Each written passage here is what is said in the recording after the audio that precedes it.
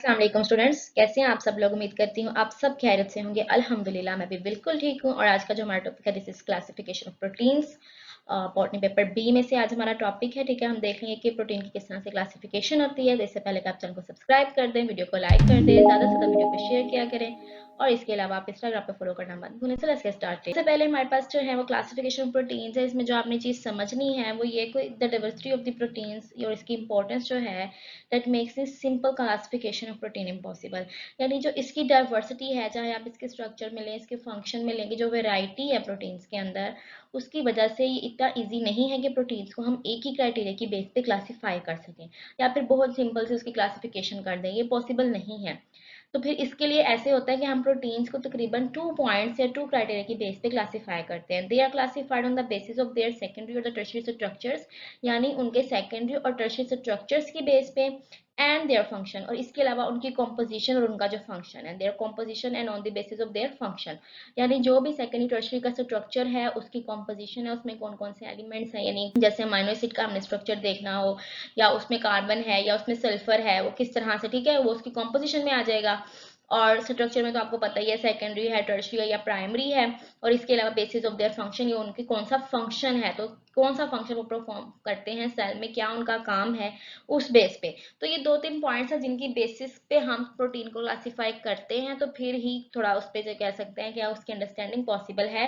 सिर्फ एक क्राइटेरिया को बेस बना के हम क्लासीफाई नहीं कर सकते। तो सबसे पहले क्या है, classification of proteins on the basis of the structure और द कॉम्पोजिशन, यानी उसके स्ट्रक्चर और कॉम्पोजिशन के बेस पे हम प्रोटीन्स को क्लासीफाई करेंगे। So the proteins can be classified on the basis of their secondary or the tertiary structure, यानी उनके secondary और tertiary structure की base पे, और the composition into fibrous protein और globular protein। यानी दो proteins हैं या दो types हैं, globular proteins and fibrous proteins। इन दो types में हम classify करेंगे proteins को on the basis of their structure और कॉम्पोजिशन, यानी उनका कैसा स्ट्रक्चर है या उसमें कौन कौन से एलिमेंट्स है, क्या उसकी कॉम्पोजिशन है।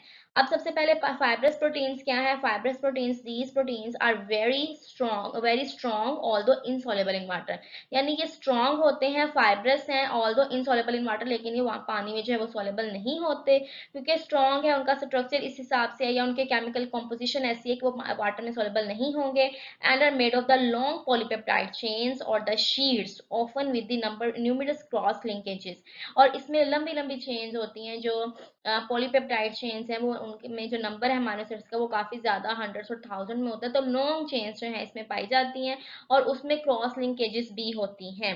And the fibrous proteins play a very important role in structure roles, providing the support and shape। यानी इसका जो मेन इंपॉर्टेंट रोल है फाइब्रस का, वो होता है सपोर्ट में और शेप में इन ऑर्गेनिजम्स। अब ये ऐसे है कि फाइबर, आप एक चीज ध्यान में रख लें, जैसे फाइबर क्या चीज है, हम धागे को फाइबर कहते हैं, ठीक है ना। तो अब फाइबर का क्या काम होता है, जो हमारे क्लोथ्स वगैरह बनते हैं वो भी तो प्रोटीन उसी वहीं से आ रहा है ना, पौधों से, प्लांट से हमें मिल रहा है। तो वो आपस में ऐसे लिंक करते हैं, ज्वाइन करते हैं, एक स्ट्रॉन्ग सा जो है वो कपड़ा बना देते हैं, उसको फिर हम डिफरेंट पर्पस के लिए यूज करते हैं। तो इसी तरह फाइबर्स प्रोटीन जो बॉडी के अंदर है, उनका भी यही काम है कि वो स्ट्रॉन्ग करेंगे, चाहे वो एनिमल बॉडी के अंदर हो, चाहे वो प्लांट बॉडी के अंदर। प्लांट बॉडी के अंदर होंगे तो वो जो स्टेम रूट की जो स्ट्रेंथ है ना, वो प्रोवाइड कर, ये फाइब्रस प्रोटीन्स की वजह से वो स्ट्रेंथ होती है, उसका जो मजबूती होती है, किसी भी आप प्लांट में देख लें या वुड में जो मजबूती होती है, वो फाइब्रस प्रोटीन, जिसमें फाइब्रस प्रोटीन की कंसंट्रेशन ज्यादा होती है ना, वहां वो वाली जो लकड़ी होती है वो ज्यादा मजबूत होती है। तो इस तरह उसका सपोर्ट में ज्यादा काम है, और शेप में, किसी भी ऑर्गेनिज्म की बॉडी की शेप में, उसके सेल की शेप में रोल होगा फाइब्रस प्रोटीन का। ग्लोब्यूलर प्रोटीन्स, उसके नाम से पता चल रहा है कि ग्लोब्यूलर मतलब गोल होगा, कॉम्प्लेक्स होगा, जैसे हमने क्वार्टरनी स्ट्रक्चर देखा था वैसा होगा, ठीक है। Globular proteins are the structure complex, यानी कि काफी जो है वो कॉम्प्लेक्स होते हैं, हैविंग द मोर देन, यानी उसमें जो more than one type of the secondary structures, जो सेकेंडरी स्ट्रक्चर्स हैं वो भी उसमें मोर देन वन टाइप है। अब सेकेंडरी स्ट्रक्चर्स हमने कौन से पढ़े थे, अल्फा और बीटा। तो यानी अल्फा हेलिक्स या फिर बीटा चेन्स। अब वो दोनों मोर देन वन टाइप, यानी ऐसे नहीं है कि इसमें सिर्फ अल्फा की चेन्स हो सारी, या सिर्फ बीटा, यानी अल्फा के भी होंगे और बीटा के भी होंगे। इस तरह जो है वो हमारे पास ग्लोबुलर प्रोटीन में वेराइटी होती है सेकेंडरी स्ट्रक्चर की। They folded into the globular spherical structure या मॉलिक्यूल्स, और फिर जब वो और फोल्डिंग करते हैं वो ग्लोबुलर स्ट्रक्चर बना देते हैं, स्फेरिकल बॉल की तरह, जैसे हम जिसको कहते हैं उस तरह का स्ट्रक्चर बनाते हैं। And the core of the many globular proteins is formed of the pleated sheets, और जो कोर होता है यानी अंदर वाली साइड होती है बिल्कुल इनसाइड, वो प्लीटेड शीट से बना होता है ज्यादातर। And the second structure is globular, और जो सेकंड स्ट्रक्चर होता है ग्लोबुलर प्रोटीन्स में, they folded into form the tertiary structure. अंदर जो सेकंड स्ट्रक्चर है वो भी फोल्ड होकर टर्शियरी बनाता है, और वो टर्शियरी फिर जब दोबारा अंदर उसमें थोड़ी फोल्डिंग शो करता है तो वो क्वार्टरनरी यानी उसके अंदर फिर वो ग्लोब्यूल स्ट्रक्चर बना देता है।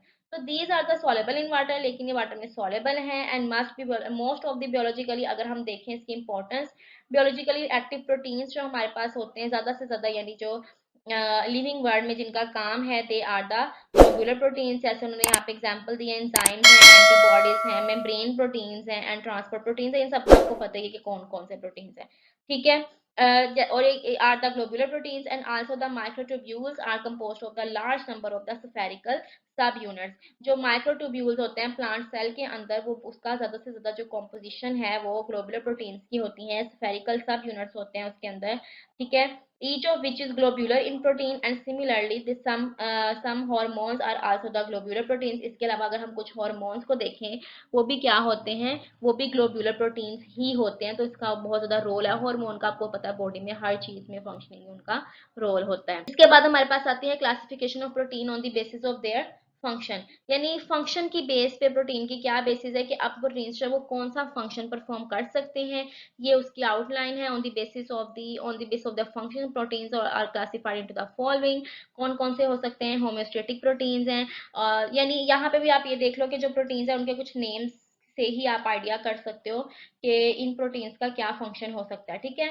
होम्योस्टेटिक प्रोटीन्स है मतलब होम्योस्टेसिस को जो है वो करेंगे। उसके अलावा हम इसकी नेक्स्ट डिटेल में देख लेते हैं क्या है। उसके बाद स्ट्रक्चर प्रोटीन्स हैं, हार्मोनल प्रोटीन्स हैं, enzymic proteins, transport proteins, contractile proteins, storage proteins and protective या प्रोटेक्शन प्रोटीन्स। तो ये सब 8 टाइप है, इन सबको हम डिटेल में चेक कर लेते हैं इसमें कैसे। सबसे पहले जी हमारे पास classification on the basis of function है, और इसमें सबसे पहली टाइप है होम्योस्टेटिक प्रोटीन्स की। यानी होम्योस्टेटिक प्रोटीन्स एक्चुअल में होते क्या हैं, इनकी क्या डिटेल है। जैसे मैंने आपको पहले बताया, आप उसके नाम से अंदाजा लगाएं होम्योस्टेसिस का जो है इनका पर्पस हो सकता है। So these are the soluble proteins, ये सोल्युबल प्रोटीन्स हैं, and they stabilizes the pH wherever they occur. यानी जहां पे भी ये होंगे ना वहां पे इनका काम होगा कि इन्होंने पीएच को स्टेबल करना है। अगर कहीं पे बेसिक की जरूरत है उसको बेसिक करना है, कहीं बेसिक की जरूरत है वहां बेसिक करना है, यानी कि पीएच को 100% स्टेबलाइज करने की कोशिश करनी है। स्ट्रक्चर प्रोटीन्स क्या है, दे आर द इनसॉल्युबल, ये इनसॉल्युबल होते हैं, and that take part in the formation of the structure. नाम से पता चल रहा है कि वो स्ट्रक्चर में पार्ट लेंगे। सच एज टेंडन, जैसे collagen of the connective tissues में जो टेंडन बनते हैं कोलेजन होता है, वो भी स्ट्रक्चर प्रोटीन्स हैं। स्किन के प्रोटीन्स जो है, हेयर के प्रोटीन है जिसमें कैराटिन प्रेजेंट होता है। तो ये डिफरेंट बॉडी के स्ट्रक्चर्स बनाते हैं, चाहे एनिमल सेल में हो चाहे प्लांट सेल में हो, ठीक है।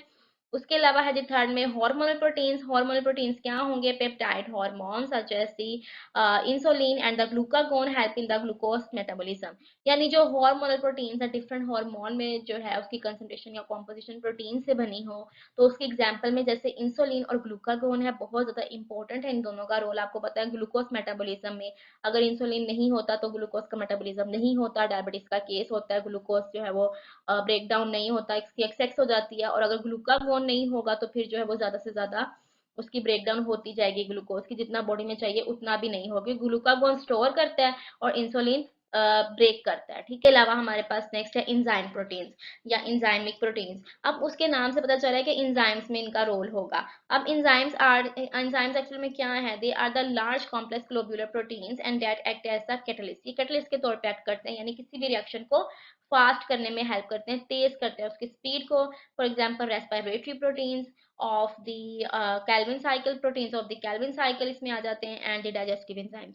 क्योंकि जाहिर है ये एंजाइम का जो रोल है वो वहीं पे होगा जहाँ पे कुछ प्रोसेसेस हो रहे हैं, कुछ मेटाबॉलिज्म हो रहा है, कुछ रेस्पिरेशन हो रही है, ऑक्सीजनेशन हो रही है, रिडक्शन हो रही है, या कैल्विन साइकिल का पूरा साइकिल है, डाइजेस्टिव सिस्टम्स है उसमें जो एंजाइम्स है, तो वो सब भी प्रोटीन्स ही हो। ट्रांसपोर्ट प्रोटीन मतलब जहाँ पे ट्रांसपोर्ट का रोल होगा। The proteins involve in the transport of the metabolites और आयंस, यानी ऐसे प्रोटीन्स जो आयंस और मेटाबोलाइट्स को ट्रांसपोर्ट करने में हेल्प करेंगे विद इन दिस सेल। जैसे यहाँ पे है अक्रॉस द मेम्ब्रेन, यानी मेम्ब्रेन यानी एक साइड मेम्ब्रेन से दूसरी साइड पे, जैसे सेल मेम्ब्रेन प्रोटीन्स होते हैं प्लांट में हम पढ़ते हैं, and proteins of the membranes of the cell organelles, organelles की मेम्ब्रेन पे भी कुछ प्रोटीन लगे होते हैं जो हेल्प करेंगे कि ये वाले मॉलिक्यूल्स है वो ऑर्गेनल के अंदर आ सकते हैं, ये वाले मॉलिक्यूल नहीं आ सकते। तो वो सारा आगे भी जब हम डिस्कस करेंगे आपको इन सबके डिटेल का पता चल जाएगा कि कहाँ पे कौन सा प्रोटीन है। Another common membrane protein is, और उसके अलावा जो दूसरा कॉमन है, it is haemoglobin because it involve in the transport of the oxygen in the animals, क्योंकि आपको पता है कि हीमोग्लोबिन का यही रोल होता है कि वो ऑक्सीजन को ट्रांसपोर्ट करता है ब्लड में एनिमल्स में, तो वो भी एक प्रोटीन ही है ना, तो वो उसका रोल भी ट्रांसपोर्ट में है। तो इस तरह का प्रोटीन भी हमारे पास, इस तरह के प्रोटीन जो वो ट्रांसपोर्ट में आ जाएंगे। नेक्स्ट हमारे पास है कॉन्ट्रेक्टाइल प्रोटीन। अब ये भी नाम से ही पता चल रहा है, हर एक का आपको नाम से फंक्शन का पता चल जाता है। The proteins that concern with the movements of the contractile proteins, यानी जो मूवमेंट के साथ होंगे वो कॉन्ट्रेक्टाइल प्रोटीन्स होंगे। जैसे आप देख लें those protein present in the spindle microtubules में, जैसे क्रोमोसोमल मूवमेंट में अगर हेल्प हो, हमने सेल में क्रोमोसोमल मूवमेंट का स्ट्रक्चर पढ़ा है कि जब यानी क्रोमोसोम में जब डिफरेंट मूवमेंट्स करनी होती है, स्पिंडल फाइबर्स बनते हैं, स्पिंडल माइक्रोट्यूब्यूल्स बनते हैं, तो उसमें भी प्रोटीन प्रेजेंट होता है। और इसके अलावा मसल प्रोटीन्स अगर आप देखें इन एनिमल्स में, तो उसमें एक्टिन और मायोसिन जो है, एक्टिन और मायोसिन ये दोनों प्रोटीन इन नेचर है, तो ये इनका बहुत ज्यादा रोल है जब मसल्स की कॉन्ट्रैक्शन होती है। पूरा मैकेनिज्म आप मैट्रिक लेवल पर स्टडी कर चुके हो, आगे भी डिटेल में आता जाएगा। तो इन सब में भी प्रोटीन का रोल है। उसके अलावा स्टोरेज है, मतलब स्टोर करेंगे जहाँ पे स्टोर करने की जरूरत पड़ेगी, the proteins that serves the purpose of the storage, जहाँ पे हमें कुछ स्टोर करने की जरूरत है, जैसे एल्यूरोन प्रोटीन्स हैं इन द सीड्स। जो सीड्स होते हैं, हम डिफरेंट सीड्स देखें, जैसे यहाँ पे ग्रेन ऑफ मेज है, मकई के दाने अगर आपने देखे हो, तो वो एक्चुअल में क्या आप देखें वो सीड होते हैं, वो बीज है, उसको हम भी खा रहे हैं और उसको दूसरे एनिमल्स भी खा रहे हैं। उसका पूरा कंटेंट जो है वो प्रोटीन का होता है, उसमें एल्यूरोन प्रोटीन होता है, बहुत ज्यादा इंपॉर्टेंट प्रोटीन है। इसके अलावा कैसीन इन मिल्क, मिल्क में प्रोटीन प्रेजेंट है कैसीन, तो वो भी स्टोरेज का उसका रोल है कि वो वहां पे स्टोर कर देता है मिल्क में प्रोटीन को, और फिर जब मिल्क को जो है वो यूज किया जाता है तो प्रोटीन का कंटेंट जो है वो उसी एनिमल में चला जाता है। प्रोटीन्स, प्रोटेक्टिव प्रोटीन्स यानी प्रोटेक्शन प्रोवाइड करेंगे, certain proteins provide the protection, यानी प्रोटेक्शन का रोल होता है इनका, जैसे एंटीबॉडीज हैं जो ब्लड के अंदर प्रेजेंट होती हैं, that react with the foreign protein, जैसे बॉडी में कोई फॉरेन एलिमेंट आ गया है, कोई फॉरेन प्रोटीन आ गया है, तो जो एंटीबॉडीज आपकी बॉडी पे प्रेजेंट होंगी वो उसके साथ रिएक्ट करेंगी, फाइट करेंगी, तो वो आपको प्रोटेक्शन प्रोवाइड कर रही है। And some other molecules and the fibrinogen और थ्रोम्बिन, जैसे फिब्रिनोजिन और थ्रोम्बिन वगैरह हैं, they are also responsible for the blood clotting mechanism. अगर खुदा ना खासा फिब्रिनोजिन और थ्रोम्बिन की किसी तरह डेफिशिएंसी हो जाती है एनिमल के केस में या ह्यूमन के केस में, तो वो बहुत ज्यादा जो है वो मुश्किल होती है, ब्लड क्लटिंग नहीं होती, खून जमता नहीं है और वो फिर जाया होता है, अगर इंजरी होती है तो वो फिर बहुत ज्यादा इंपॉर्टेंट रोल है प्रोटीन का, अगर वहां पे थ्रोम्बिन होगा नहीं होगा तो वो फिर डिसीज बन जाता है। तो it was today's lecture, I hope कि लेक्चर आपको बहुत ज्यादा पसंद आया होगा, और अगर पसंद आया हो तो लाइक करना मत भूलें, ज्यादा से ज्यादा शेयर करें, मुझे दुआ में याद रखें और अपना बहुत ज्यादा ख्याल रखें। अल्लाह हाफिज।